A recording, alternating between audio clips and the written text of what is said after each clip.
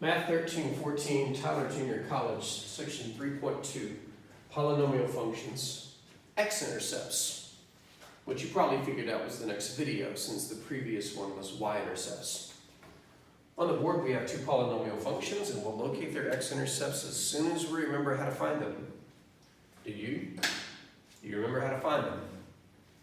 Recall that if you're an X-intercept, you are on the X-axis, which means you did not move up or down, which means your y is equal to 0. But in a function, the y is the output. So put it all together. To find the x-intercepts, we have to solve the function equal to 0. It's the way we did it before, it's the way we're going to do it now, and it's the way we'll do it every time we find x-intercepts. Now this can be a little more challenging because we're solving larger equations. For example, let's determine the x-intercepts of these two functions, starting with f of x equals x to the third power plus 3x to the second power minus 9x minus 27.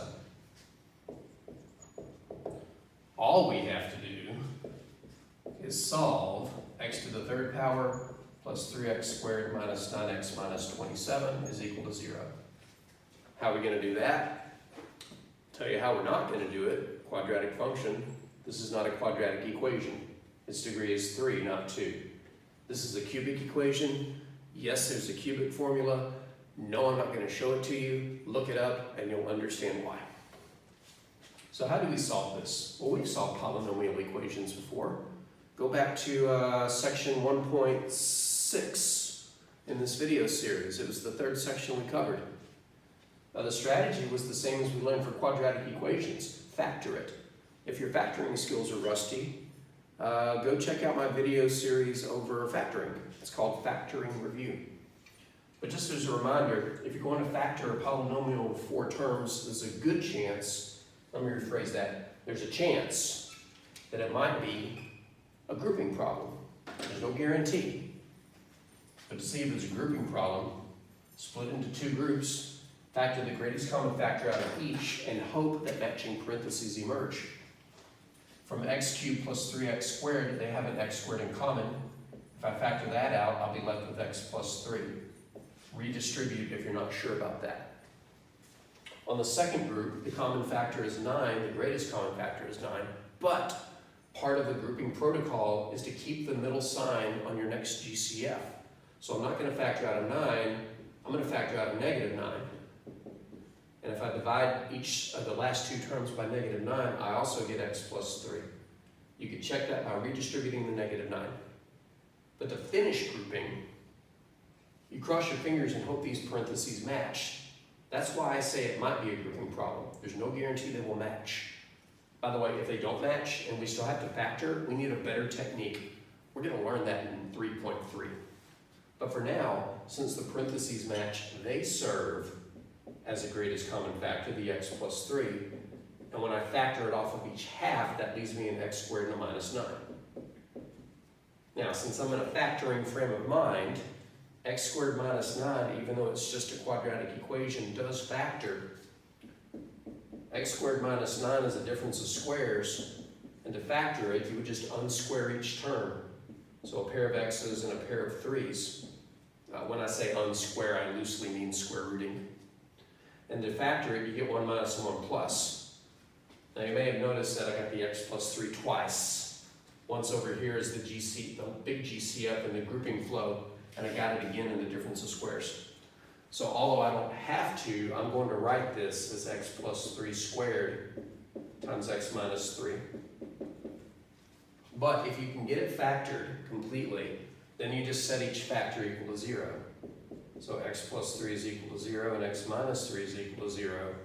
So my 2 x-intercepts are at negative 3 and positive 3.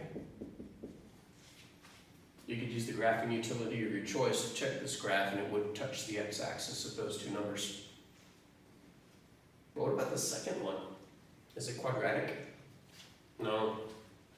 Quadratic means highest power is x squared, this highest power is x to the 4th. But wait a second, this looks like something we've done before. If we put it equal to 0, because that's how we find x-intercepts, then I've got not a quadratic equation, but a quadratic-like equation. Do you remember what I mean by quadratic-like? It's been a while. Quadratic-like means that there are matching bases with one power twice the other. In this case, the matching bases are x, and the larger power 4 is twice the other. Because this is quadratic-like, I thought this marker was juicier.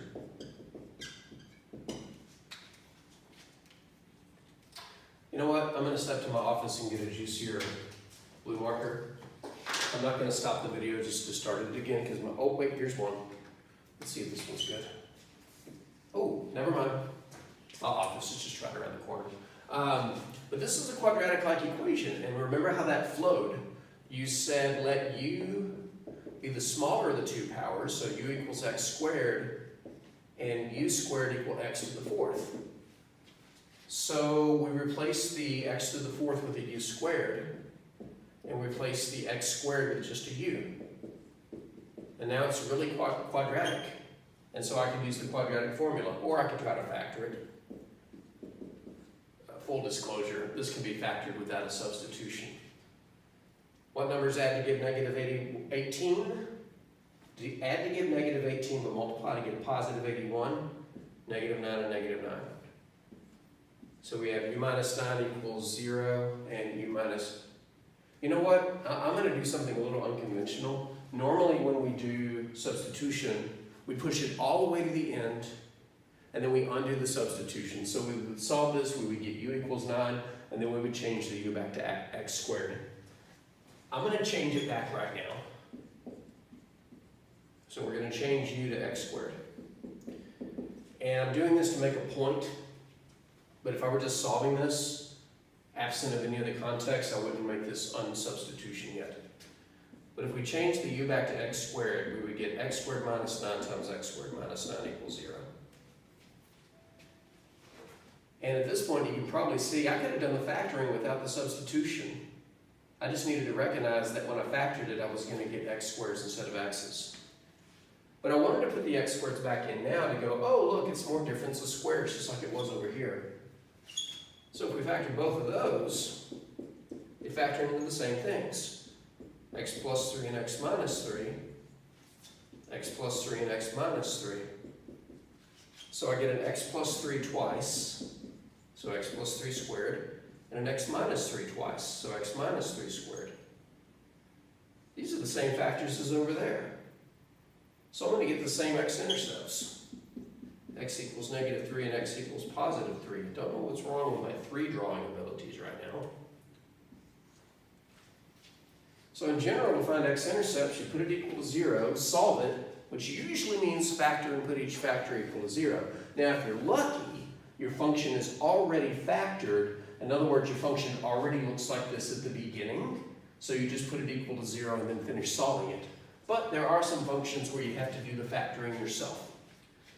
But the reason I wanted to do these two is they have the exact same x-intercepts, but their graphs don't look the same. I know this for a couple of reasons. Number one, they have different y-intercepts. You see the y-intercept here and the y-intercept there. And secondly, they have different end behaviors. The end behavior of this one, whose leading coefficient is positive and degree is odd, falls left and rises right. But on this one, the degree is even and leading coefficient is positive, so both ends rise. So what impact does that have on the x-intercepts? Well, I'll show you a rough sketch of what these two graphs look like. I know they both have x-intercepts at negative 3 and 3, but without much ballyhoo, if you will. This first function will start low, and when it gets to the negative 3, it'll touch it and turn around. It won't actually cross. Dip below, somewhere, turn around, and then cross through 3. But if you graph this one, I know it starts high because both ends rise. I know it crosses above 3 and negative 3. This one will do, sorry, I'm having a moment here. I'm pretty sure this, I know it'll cross at negative 3 and 3, but I think this one will make a W shape like this. No, it won't. I know it won't do that. I know better than that. Besides, this y-intercept is at 81 and that's a negative y-intercept. So how can I hit both negative 3 and 3 but have a y-intercept up top? Answer, when I hit negative 3 and 3, just kind of bounce off, go up, and do that. So it'll look something like that.